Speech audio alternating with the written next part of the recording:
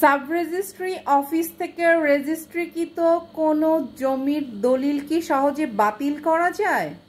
আসসালামু আলাইকুম, this is me Amrin Rahman, practitioners lawyer of Dhaka জজ কোর্ট। ভিউয়ার্স, আমি আলোচনা করছিলাম ক্যান্সেলেশন অফ ইনস্ট্রুমেন্ট মানে দলিল বাতিল প্রসঙ্গে। ভিউয়ার্স, আমরা নর্মালি জানি যে একটি জমির দলিল যখন সাব রেজিস্ট্রি অফিসের রেজিস্ট্রি হয়ে যায়, এই দলিলটি কিন্তু বাতিল করা এত সহজ নয়। তাই বলে কি একটি জাল দলিল বাতিল হবে না? অবশ্যই হবে। ইভেন কোনো এতিম, কোনো প্রতিবন্ধীকেও যদি কেউ ঠকিয়ে তার সম্পত্তি বিক্রি করে ফেলে, সেই দলিল কি বাতিল হবে না? অবশ্যই হবে। ভিউয়ার্স, এরপরও আমাদের একটি বিষয় জেনে রাখতে হবে, সেটা হচ্ছে সাব রেজিস্ট্রি অফিসে কিন্তু একটি জমি রেজিস্ট্রি হয়, অর্থাৎ দলিলটি রেজিস্ট্রি হয়, কিন্তু এই দলিলটি যদি বাতিল করতে হয় তাহলে কিন্তু এটা সাব রেজিস্ট্রি অফিস কিন্তু দলিলটি বাতিল করতে পারে না। দলিলটি বাতিল করতে হয় কিন্তু আদালতের মাধ্যমে, অর্থাৎ আদালতে মামলা দায়ের করে এই দলিলটি বাতিল করতে হয়। ভিউয়ার্স, আমার একজন ফলোয়ার আমাকে ইনবক্স করেছে, আমি দলিল বাতিলের মামলা করতে চাই এবং এই ব্যাপারে আমি আপনার সাথে কথা বলতে চাই। বেসিক্যালি আমি এই কারণেই এই ভিডিওটি মেক করছি যে আপনি বা আপনারা যদি আমার আজকের এই ভিডিওটি না টেনে সম্পূর্ণ ভিডিওটি দেখেন, তাহলে কিন্তু এই দলিল বাতিলের সম্পর্কে আইনের যাবতীয় তথ্য পেয়ে যাবেন। সো ভিউয়ার্স, আমি আমার আজকের এই ভিডিওতে দলিল বাতিলের মামলা কে করতে পারে, দলিল বাতিলের মামলাটি কোন আইনের কত ধারা অনুযায়ী করা যায়, এই দলিল বাতিলের তামাদির মেয়াদ কত, এবং একটি দলিল বাতিলের মামলা করলে তার ফলাফল কি হয়, এই বিষয়গুলা কিন্তু আমি বিস্তারিত এখন আলোচনা করব। সো আমি ফার্স্টে আলোচনা করব যে দলিল বাতিলের মামলা কে করতে পারে। দলিল বাতিলের মামলা কে করতে পারে এই ব্যাপারে কিন্তু আইনে এমন কোনো বিধান নেই যে দলিলের পক্ষগণই শুধু দলিলের বাতিলের মামলা করতে পারবে। বলা হয়েছে যে এই দলিলটির দ্বারা যিনি ক্ষতিগ্রস্ত হবেন বা যার স্বার্থ ক্ষুণ্ণ হবে, অর্থাৎ যে কোনো ব্যক্তি কিন্তু দলিল বাতিলের মামলা করতে পারে। আমি একটি উদাহরণ দিচ্ছি। করিম খলিলকে একটি সম্পত্তি রেজিস্ট্রি করে লিখে দিয়েছেন। খলিল তার জীবদ্দশায় এই সম্পত্তিটি গামাকে উইল করে দিয়ে খলিল মারা গিয়েছে। তখন কুদ্দুস নামে একজন ব্যক্তি ওই সম্পত্তিটি দখল করলেন এবং তিনি একটি জাল দলিল তৈরি করলেন এই বলে যে করিম তার পক্ষে জিম্মাদার হিসাবে খলিলকে এই সম্পত্তিটি হস্তান্তর করেছিল। এখন গামা কিন্তু আদালতে গিয়ে এই দলিলটি বাতিলের জন্য মামলা দায়ের করতে পারবে। এখানে গামা কিন্তু এই জমির দলিলের একটি পক্ষ ছিল। পক্ষ ছাড়াও যখন কোনো ব্যক্তি দলিলের পক্ষ নয়, তখন তার স্বার্থ ক্ষুণ্ণ হলে সেও কিন্তু আদালতে গিয়ে মামলা দায়ের করতে পারবে। আমি উদাহরণ দিচ্ছি, পিতা সম্পত্তি রেখে মারা গিয়েছেন, পুত্র ওই সম্পত্তি ভোগ করছেন।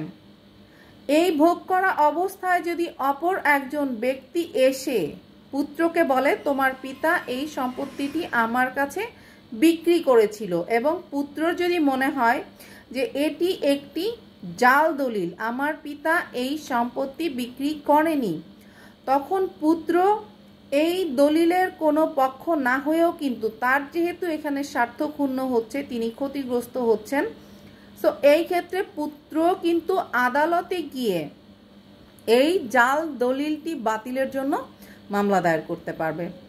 এছাড়া যখন দেখা যাচ্ছে যে একজন নাবালক আছে, অর্থাৎ নাবালকের সম্পত্তি বিক্রি করার লিগ্যাল রাইট দেওয়া হয়েছে তার পিতাকে এবং তার দাদাকে, এছাড়া এই নাবালকের সম্পত্তি তার মা, তার ভাই, তার চাচা, অন্য কোনো অভিভাবক কিন্তু লিগালি বিক্রি করতে পারবে না। যদি ব্যাপারটি এমন হয় যে এই নাবালকের তার পিতাও বেঁচে নেই, তার দাদাও বেঁচে নেই, কিন্তু দেখা যাচ্ছে এই নাবালকের ভরণ পোষণ, তার পড়াশোনা এবং অন্যান্য খরচ মেটাতে তার মা, তার ভাই বা তার চাচা সমর্থবান না, তখন আদালতে গিয়ে আবেদন করতে হবে। আদালতে গিয়ে আবেদন করতে হবে যে আমি আমার সন্তানের বা আমি আমার ভাইয়ের বা আমি আমার ভাইয়ের ছেলের ভরণ পোষণ করার জন্য সামর্থ্যবান না।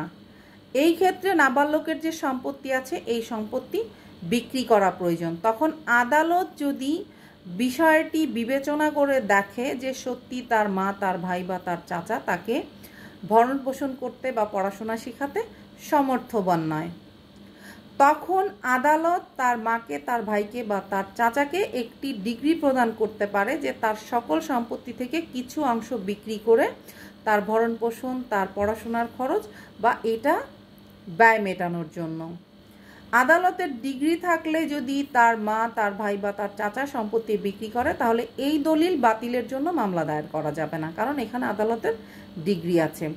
এছাড়া যদি কখনো কোনো মানসিক প্রতিবন্ধী বা এই ধরনের জড়বুদ্ধি সম্পন্ন এদের সম্পত্তিও বিক্রি করা হয় তাদের অনুমতি ছাড়া বা তাদেরকে ঠকিয়ে, বা নাবালককে যদি ঠকিয়ে তার মা, তার ভাই বা তার চাচা বিক্রি করে, তাহলে এই নাবালক যখন সাবালক হবে, সাবালক হওয়ার 3 বছরের ভিতরে তাকে এই মামলাটি দায়ের করতে হবে।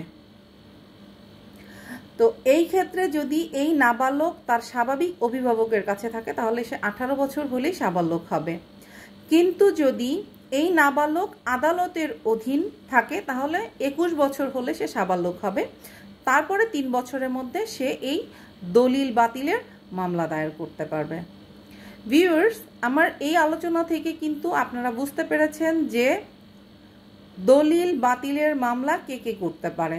এখন আমি আলোচনা করব হচ্ছে যে কোন আইনের কত ধারা অনুযায়ী এই দলিল বাতিলের মামলা করতে হয়। আমাদের একটি আইন আছে যেটাকে আমরা বলে থাকি SR act, specific relief act 1877, মানে সুনির্দিষ্ট প্রতিকার আইন 1877। এই সুনির্দিষ্ট প্রতিকার আইন 1877-এর 39 ধারায় বলা হয়েছে দলিল বাতিল বা রদের মামলা এই সুনির্দিষ্ট প্রতিকার আইনের 39 ধারা অনুযায়ী করতে হবে। হ্যাঁ, এখানে আরও যে বিষয়টা উল্লেখ করা হয়েছে সেটা হচ্ছে আমাদের একটি তামাদি আইন আছে যেটাকে লিমিটেশন অ্যাক্ট বলে। 1908 সালের তামাদি আইনের 91 অনুচ্ছেদে বলা হয়েছে যে এই যে দলিল বাতিল বা রদের মামলাটি করতে হবে এটির তামাদির মেয়াদ হচ্ছে 3 বছর। কোনো ব্যক্তি যখন অবগত হবেন যে তার সম্পত্তিটির একটি জাল দলিল তৈরি করা হয়েছে, অবগত হওয়ার 3 বছরের ভিতরেই কিন্তু ওনাকে আদালতে গিয়ে এই দলিলটি বাতিলের জন্য মামলা দায়ের করতে হবে। এছাড়াও যখন একটি জাল দলিল মানে জাল বলে ঘোষণা করে যে মামলাটি দায়ের করবেন, এই মামলাটি হচ্ছে সুনির্দিষ্ট প্রতিকার আইনের 42 ধারা অনুযায়ী করবেন। এই সুনির্দিষ্ট প্রতিকার আইনের 42 ধারায় দলিল জাল বলে ঘোষণার জন্য যে মামলাটি করবেন, এই মামলাটিও কিন্তু এই যে আমাদের তামাদি আইন 1908, এই তামাদি আইন 1908-এর 92 এবং 93 অনুচ্ছেদে বলা হয়েছে যে 42 ধারায় জাল দলিল ঘোষণার মামলাটিও কিন্তু 3 বছরের ভিতরে, এটারও কিন্তু তামাদির মেয়াদ 3 বছর। সো ভিউয়ার্স, আমার এই পর্যন্ত আলোচনা থেকে আপনারা বুঝতে পেরেছেন কে দলিল বাতিলের মামলা করতে পারে এবং কোন আইনের কত ধারা অনুযায়ী দলিল বাতিলের বা জাল দলিল ঘোষণা মামলা আপনারা করবেন, এবং সেটার যে তামাদির মেয়াদ উল্লেখ করা হয়েছে সেটা তামাদির ও কোন আইনের কত অনুচ্ছেদে উল্লেখ করা হয়েছে এবং তার সময়সীমাই বা কত। এখন আমি আলোচনা করব হচ্ছে যে দলিলটি বাতিলের মামলা তো করলেন, এখন তার ফলাফল আদালত কি দিতে পারে বা কি হতে পারে? দুইটি ক্ষেত্রে আদালত কিন্তু দলিল বাতিলের মকদ্দমায় দলিল বাতিলের আদেশ মঞ্জুর করতে পারে। তার একটি হচ্ছে দলিলটি যদি বাতিল বা বাতিল যোগ্য হয়। নাম্বার 2 হচ্ছে যদি বাদীর যুক্তিসঙ্গত আশঙ্কা থাকে যে এরূপ দলিল যদি অনিষ্পন্ন অবস্থায় ছেড়ে দেওয়া হয় তাহলে বাদী গুরুতর ক্ষতির সম্মুখীন হতে পারে। মানে নাম্বার 2তে বলা হয়েছে যে বাদী যদি আশঙ্কা করে যে এই দলিলটির একটি ফয়সালা না হলে বা এই দলিলটি অনিষ্পন্ন অবস্থায় থাকলে ভবিষ্যতে বা যে কোনো সময় বাদী কি করতে হতে পারে, গুরুতর ক্ষতির সম্মুখীন হতে পারে। তাহলে দেখলাম যে দুইটি ক্ষেত্রে কিন্তু আদালত কি করতে পারে, দলিল বাতিলের আবেদন মঞ্জুর করতে পারে। এছাড়াও কিন্তু আদালত চাইলে এই দলিলের আংশিক বাতিল করতে পারে এবং আংশিক ঠিক রাখতে পারে। সেটা কোন ক্ষেত্রে? আমি একটা উদাহরণ দিচ্ছি। ধরেন এক্স ওয়াই এর কাছ থেকে 5% জমি কিনলেন। ওয়াই এর কাছ থেকে কিনেছে 5%, কিন্তু ওয়াই এর জমিটার পাশে জেডের আবার 2% জমি ছিল। এক্স কি করলেন, এক্স এখানে একটু চালাকি করে ওই জেডেরও 2% কিন্তু দলিলে লিখে নিয়েছেন। তখন জেড যদি আদালতে গিয়ে দলিল বাতিলের মামলা করে তখন আদালত কিন্তু ওই 2% বাতিল করে বাকি দলিলটি ঠিক রাখতে পারে। তার মানে এখানে ব্যাপারটি কি হলো যে সে আংশিক বাতিল করলেন এবং আংশিক ঠিক রাখলেন। এটা হচ্ছে বলা হয়েছে স্পেসিফিক রিলিফ অ্যাক্ট বা সুনির্দিষ্ট প্রতিকার আইনের 40 ধারায়। এছাড়াও যেটা ঠিক আছে যে আমাদেরকে আরও যে বিষয়টা মনে রাখতে হবে সেটা হচ্ছে বিশেষ ক্ষেত্রে আদালত দলিল বাতিলের আদেশের পাশাপাশি ন্যায় বিচারের স্বার্থে প্রয়োজন অনুসারে আর্থিক ক্ষতিপূরণেরও কিন্তু আদেশ আদালত চাইলে দিতে পারে। এটা বলেছে 41 ধারায়। ধরেন যে ব্যক্তিটি তার সঞ্চয়ের মাধ্যমে কিন্তু এই জমিটি কিনেছে, কিন্তু যে কোনো কারণে এটি নাবালকের সম্পত্তি হতে পারে বা কোনো মানসিক প্রতিবন্ধী সম্পত্তি হতে পারে, তো এই ক্ষেত্রে তাকেও কিন্তু ন্যায় বিচারের স্বার্থে একটা ক্ষতিপূরণের সে পেতে পারে বা আদালত কিন্তু এই আদেশটি দিতে পারে। এতে বলেছে হচ্ছে সুনির্দিষ্ট প্রতিকার আইনের 41 ধারায়। এছাড়াও যেটা হচ্ছে সেটা হচ্ছে যখন এই যে দলিল বাতিলের মামলার একটি কি হলো, ডিগ্রি হলো, এই দলিলটি বাতিল হলো, তখন এই যে ডিগ্রির কপিটি, এই কপিটি কিন্তু আবার যে সাব রেজিস্ট্রি অফিসে ওই দলিলটি রেজিস্ট্রি হয়েছিল সেই সাব রেজিস্ট্রি অফিসে এই ডিগ্রির কপিটি পাঠাতে হবে এবং ওখানে বালাম খাতায় কিন্তু আবার এই ডিগ্রির কপিটি মানে এই ডিগ্রিটি ওখানে আবার নোট করতে হবে যে এই দলিলটি বাতিল করা হয়েছে, এই দলিলটি এখন বাতিলযোগ্য।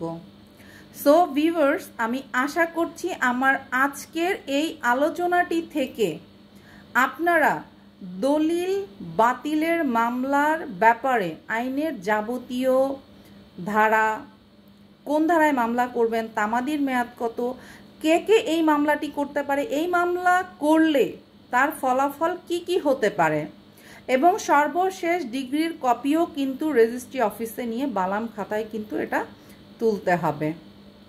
সো ভিউয়ার্স, আমার ভিডিওটি যদি ভালো লাগে তাহলে অবশ্যই লাইক দিবেন, কমেন্টস করবেন এবং শেয়ার করতে ভুলবেন না।